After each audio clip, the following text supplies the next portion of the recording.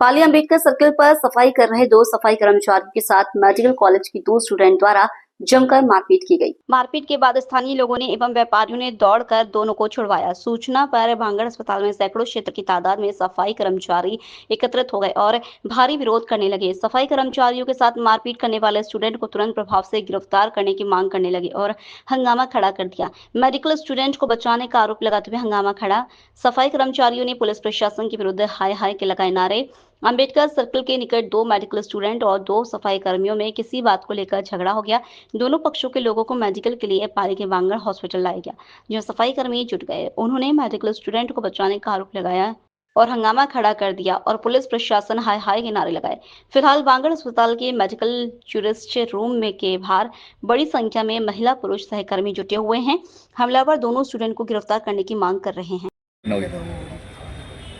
घटना तो मैं कर रहा था, काम कर रहा था सामने, तो दोनों की लड़ाई हो रही थी।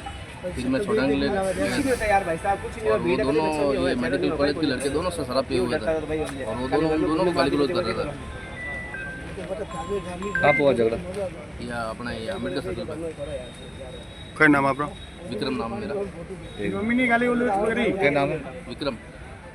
फिलहाल इस बुलेटिन में इतना ही। आप बने रहिए आई न्यूज़ 18 के साथ। नमस्कार।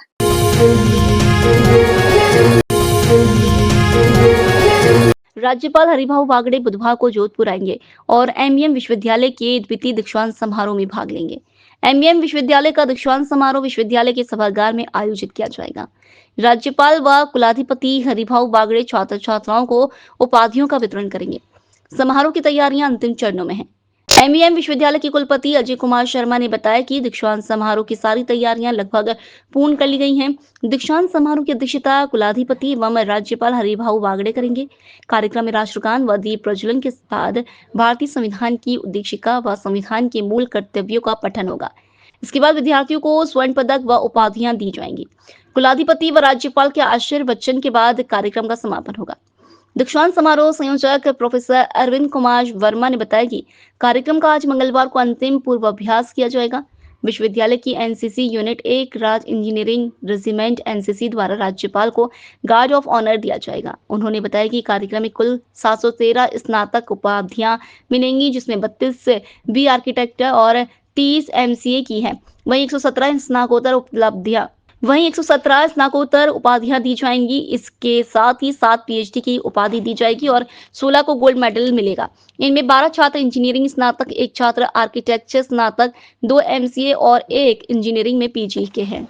23 जुलाई 2025 को एमईएम विश्वविद्यालय अपना द्वितीय दीक्षांत समारोह मना रहा है, जिसकी अध्यक्षता हमारे माननीय राज्यपाल महोदय करेंगे। इसमें कई गणमान्य अतिथियों का भी आने का उम्मीद है और एक सफल कार्यक्रम रहेगा। इस दीक्षांत समारोह में 717 स्नातक की डिग्रियां, 117 पीजी की डिग्रियां और 7 पीएचडी की डिग्री व 16 गोल्ड मेडल माननीय राज्यपाल महोदय द्वारा वितरित किए जाएंगे। एमबीएम विश्वविद्यालय का द्वितीय दीक्षांत समारोह 23 जुलाई 2025 को एमबीएम के प्रांगण में आयोजित किया जा रहा है, जिसकी तैयारियां जोरों से चल रही है। इसके जो प्रिसाइडिंग गेस्ट हैं हमारे ऑनरेबल गवर्नर राजस्थान हैं और इस कॉन्वोकेशन में हम 717 यूजी की डिग्री बांटेंगे, 117 पीजी की डिग्री बांटेंगे और 7 जो है पीएचडी स्टूडेंट्स की डिग्री बांटेंगे। और इस दौरान 16 गोल्ड मेडल का डिस्ट्रीब्यूशन किया जाएगा और इसमें करीब 600 बच्चे जो है पार्टिसिपेट कर रहे हैं उनके पेरेंट्स के साथ। आज यहाँ का क्या जो है छात्र प्रदर्शन कर रहे थे, एक छात्र को हिरासत में लिया गया। ये छात्र अपनी मांगों को लेकर प्रदर्शन कर रहे थे, तो जब तक ये ऑफिस के अंदर थे तब तक हमने इनको अंदर प्रदर्शन करने के लिए कहा, लेकिन जब ये बाहर आए तो हमने इनको रोक दिया है। अंदर उनका शांतिपूर्वक प्रदर्शन जारी है और एक युवक जो बाहर आकर कुछ कर रहा था हमने उसको डिटेन किया है। बाकी शांति है, रोड जो है वो सुचारू रूप से चल रही है। फिलहाल इस बुलेटिन में इतना ही। आप बने रहिए आई न्यूज़ 18 के साथ। नमस्कार।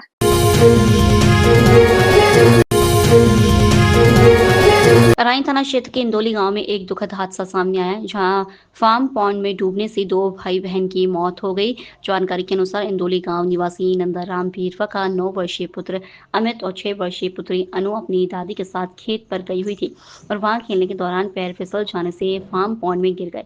जानकारी मिलती दादी ने चीख पुकार लगाई तो आसपास में मौजूद लोगों ने बचाव के प्रयास शुरू किया और पुलिस को सूचना दी। सूचना पर अराई थाना एएसआई वृद्धि चंद और सरपंच हरिराम मौके पर पहुंचे और दोनों बच्चों को बाहर निकालकर राजकीय सामुदायिक स्वास्थ्य केंद्र अराई पहुंचाया, जहां परीक्षण के बाद डॉक्टरों ने दोनों को मृत घोषित कर दिया। घटना से गांव में शोक की लहर छा गई और परिवार वालों का रो रो कर बुरा हाल है।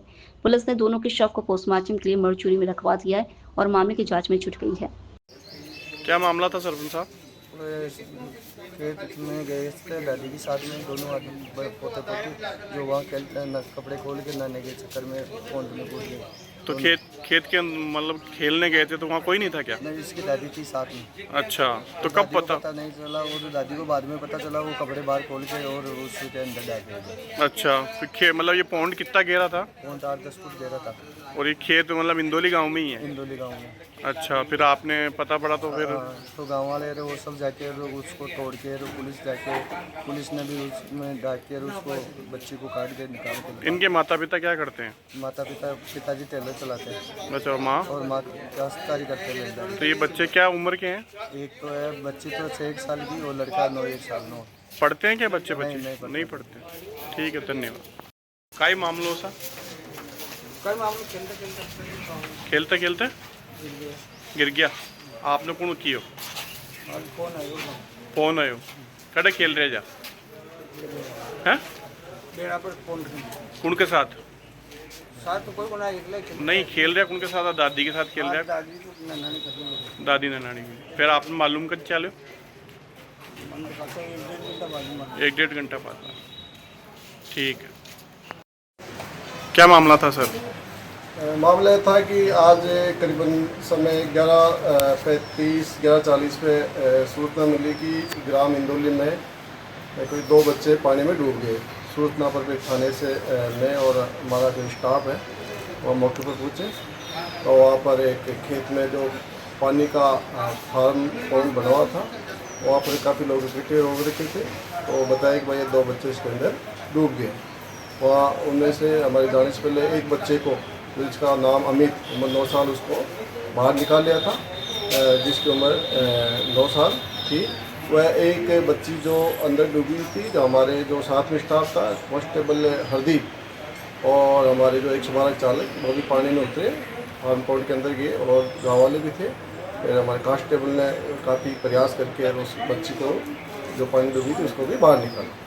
दोनों बच्चों को बाहर निकाल करके वहाँ गाँव की वजह से दोनों बच्चों को हॉस्पिटल लेके गए। CHCRI यहाँ पर डॉक्टर साहब को चेक कराया। डॉक्टर साहब ने चेकअप करके दोनों बच्चों को मृत घोषित कर दिया। जो आगे जैसे आगे उनके परिजन है, जो इसी आगे कार्रवाई है, साहब जो रिपोर्ट देंगे आगे कार्रवाई की जाएगी। धन्यवाद। फिलहाल इस बुलेटिन में इतना ही। आप बने रहिए आई न्यूज़ 18 के साथ। नमस्कार।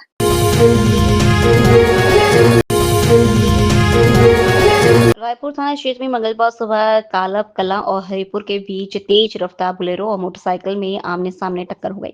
हादसे में बाइक सवार गोपाल सिंह गंभीर रूप से घायल हो गए। हादसे के तुरंत बाद राहगीरों की मदद से घायल को रायपुर चिकित्सालय लाया गया, जहां प्राथमिक उपचार के बाद डॉक्टरों ने स्थिति गंभीर देखते हुए ब्यावर रेफर किया गया। पुलिस ने मौके पर पहुंचकर जांच शुरू कर दी है और हादसे के कारणों का पता लगाने में जुटी है। फिलहाल इस बुलेटिन में इतना ही। आप बने रहिए आई न्यूज़ 18 के साथ। नमस्कार।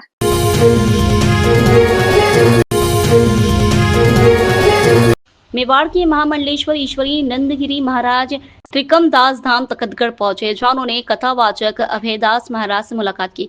इस दौरान उन्होंने जालोर में अभयदास महाराज के साथ हुई घटना को लेकर चर्चा की और प्रशासन के व्यवहार पर नाराजगी जताई।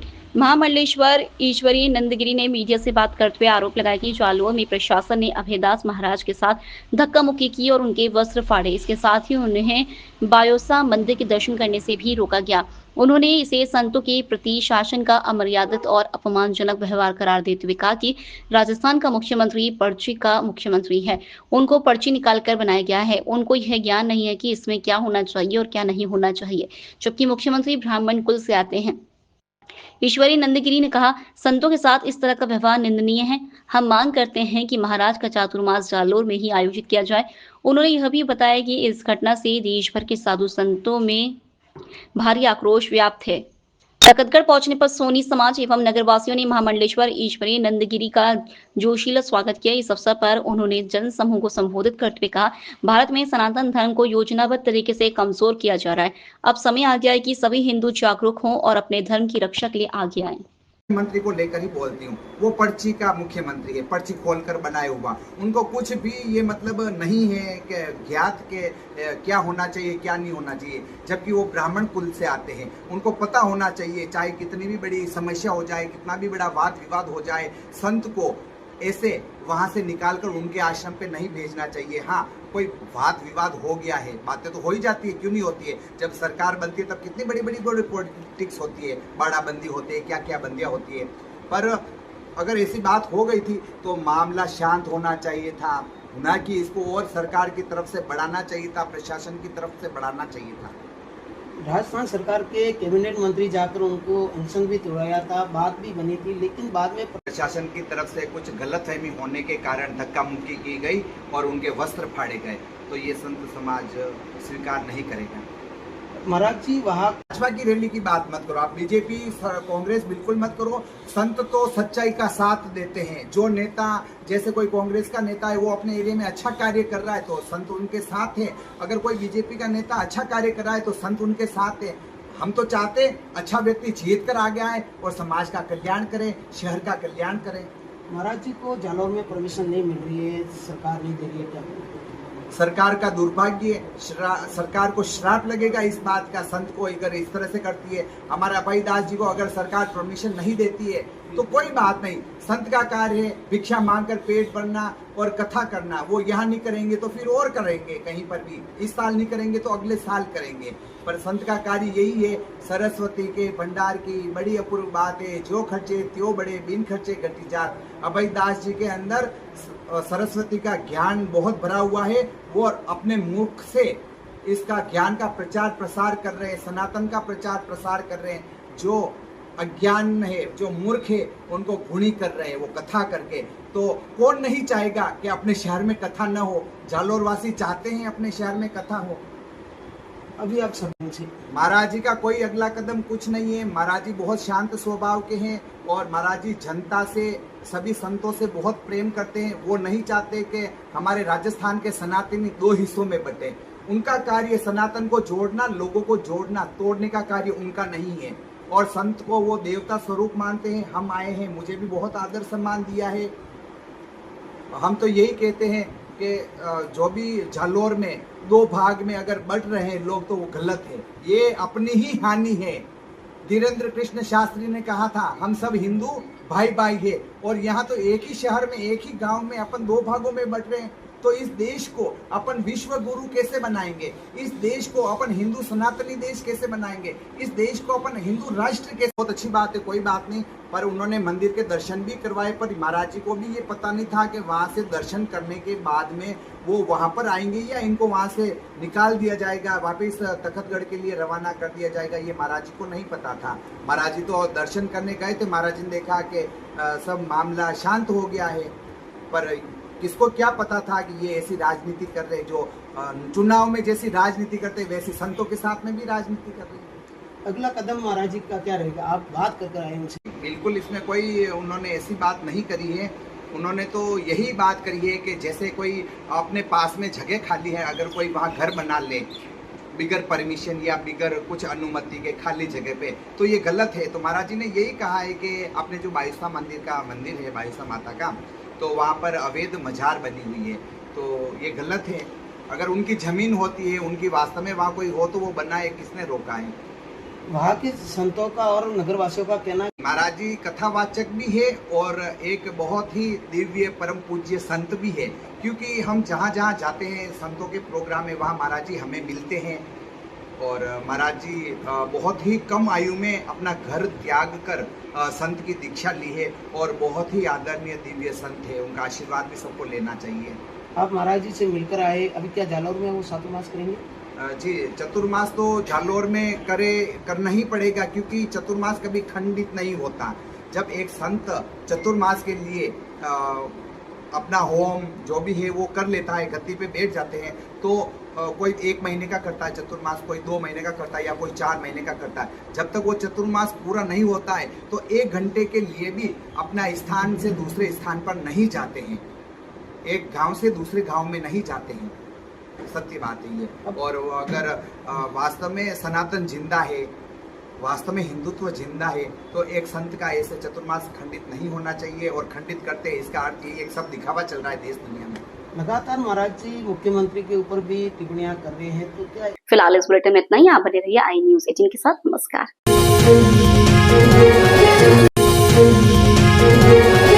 शहर की कॉलोनी में बरसाती पानी जमा होने से परेशान मोहल्लेवासी जिला कलेक्टर को अपनी समस्याओं के समाधान करने को लेकर ज्ञापन देते हैं।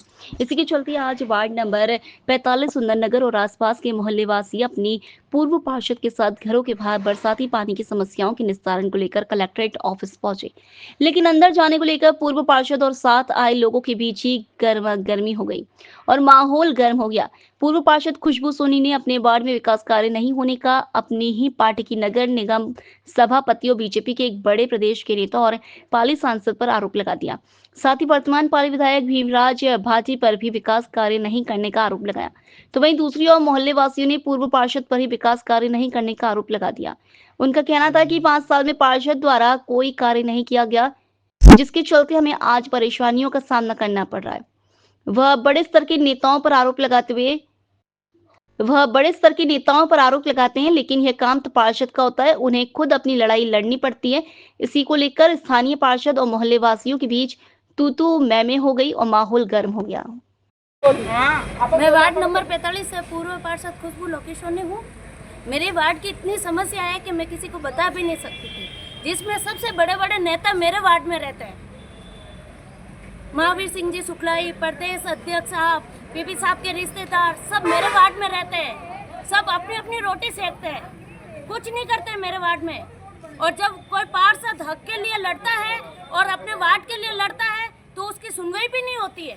ऐसा क्यों होता है? क्या इसलिए पार्षद बनते हैं? क्या जनता ने पार्षद को इसलिए चुना है?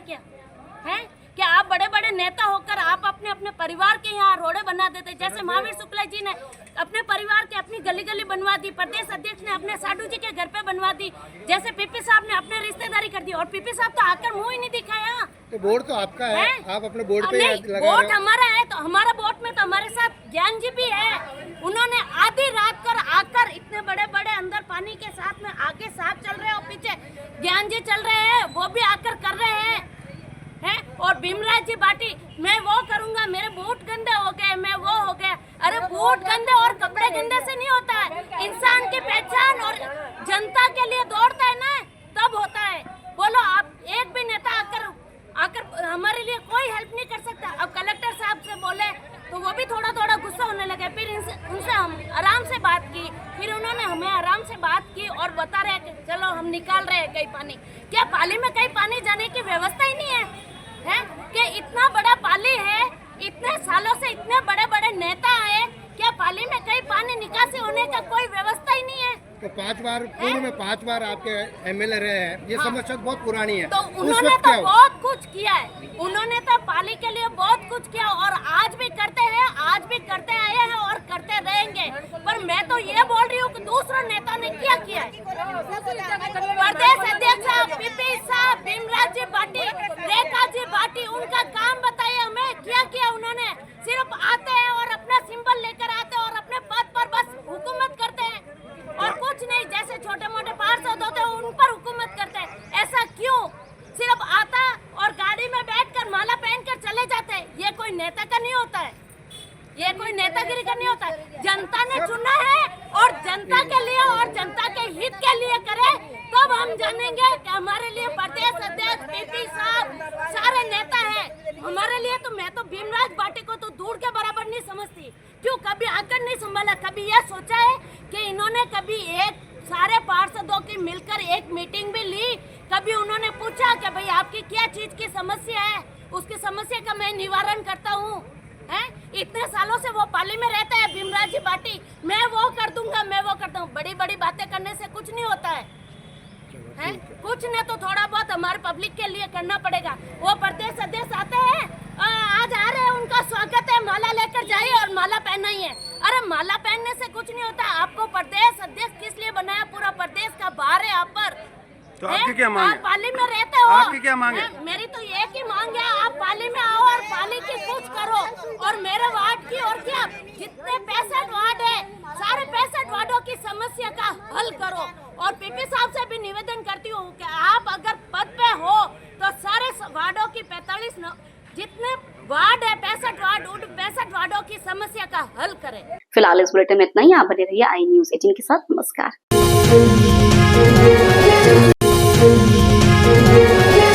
आहोर उपखंड के उन ग्राम में सांचुरी माता युवक मंडल के तत्वाधान में 500 वृक्ष लगाकर हरियालो राजस्थान के तहत वृक्षारोपण किया गया। अभियान के अंतर्गत एक जागरूकता कार्यक्रम आयोजित किया गया। जागरूक करने हेतु युवाओं को स्वच्छता की शपथ दिलाई गई। साथ ही पर्यावरण संरक्षण की दिशा में एक और कदम बढ़ाते हुए वृक्षारोपण महाअभियान के तहत ग्राम पंचायत ऊन की गोचर भूमि में पौधारोपण हेतु गड्ढे खोदे गए, जिसमें आने वाले समय में 200 पौधे लगाए जाएंगे। यह पहल जलवायु संरक्षण और हरियाली बढ़ाने की दिशा में महत्वपूर्ण है। कार्यक्रम में किशोर सिंह पूना, कांतिलाल और रघुनाथ सिंह, जगदीश बी, मंगल सिंह पोलोनी, दिनेश कुमार एवं ग्राम उनके सैकड़ों युवक मौजूद थे। इस प्रकार के आयोजन से न केवल लोगों में जागरूकता आती है बल्कि वे अपने जीवन में इन आदतों को अपनाने के लिए भी प्रेरित होते हैं। साथ ही वृक्षारोपण अभियान ग्रामीण क्षेत्र को हरित और स्वच्छ बनाने में मदद करेगा। फिलहाल इस बुलेटिन में इतना ही। आप बने रहिए आई न्यूज़ 18 के साथ। नमस्कार।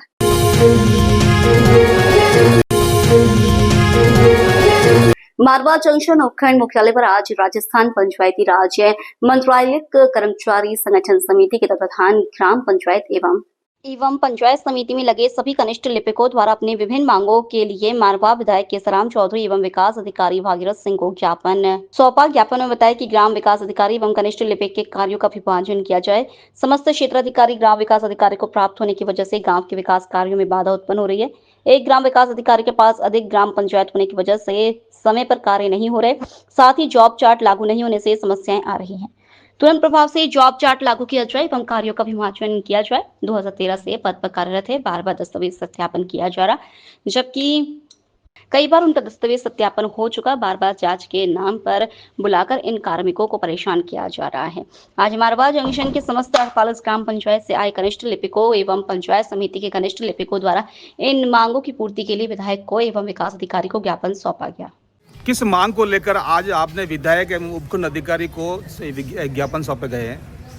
हमारे प्रदेश नेतृत्व के निर्देश के अनुसार जो हमारे संगठन के सभी साथी इकट्ठे हुए और आज हमने माननीय विधायक महोदय जी को और माननीय उपखंड अधिकारी जी को ज्ञापन दिया है। सरकार ने एक सर्कुलर निकाला है। 2013 में जो भर्ती हुए हैं कर्मचारी, उनके दस्तावेजों की जांच होगी। इस क्रम में हमने निवेदन किया है कि सुप्रीम कोर्ट के डिसीजन के आधार पर हमारी भर्ती हुई है। सारे दस्तावेजों के आधार पर उसका सत्यापन करने के बाद जांच में सही पाए जाने के बाद ही हमारी नियुक्ति हुई है। तो उसमें दस्तावेजों के वेरिफिकेशन के नाम पर बार बार ये जांच का जो आदेश निकाला जा रहा है। इस संबंध में हमने सरकार से ये निवेदन किया है कि जब सारी चीज़ें पहले से ही क्लियर हैं तो उसके नाम पर ये आदेश निकाल करके हमारा मनोबल गिराने का कार्य नहीं होना चाहिए। वैसे सरकार जांच करती है तो हमें कोई दिक्कत नहीं है। जो गलत होगा उसको चिंता की ज़रूरत है। हम अपने दस्तावेजों के आधार पर, सही डॉक्यूमेंट्स के आधार पर हम नौकरी कर रहे हैं इतने सालों से। उसके बाद ये किया जा रहा है तो उससे थोड़ा सा हमें एक मन में हताशा होती है, एक असंतोष होता है। उसके बारे में हमने माननीय विधायक महोदय जी को और उपखंड अधिकारी जी को ज्ञापन के माध्यम से निवेदन किया है। इसके साथ ही हमारी ये भी मांग है कि हम जन कल्याण के कार्यों में जो मंत्रालय कैडर के कर्मचारी हैं वो सदैव आगे रहते हैं। तो समान योग्यता, समान कैडर, समान भर्ती के रूल्स, तो उसके आधार पर हमारे को भी एक सम्मानजनक ठोस कार्य विभाजन मिलना चाहिए ताकि आपस में दो संगठनों के बीच में टकराव या विरोधाभास जैसी स्थिति नहीं बने और ग्राम पंचायतों का माहौल शानदार रहे, जिससे जन कल्याण के कार्यों में हम बढ़ चढ़ करके भाग ले सके, आम जन को लाभान्वित कर सके। फिलहाल इस बुलेटिन में इतना ही। आप बने रहिए आई न्यूज़ 18 के साथ। नमस्कार।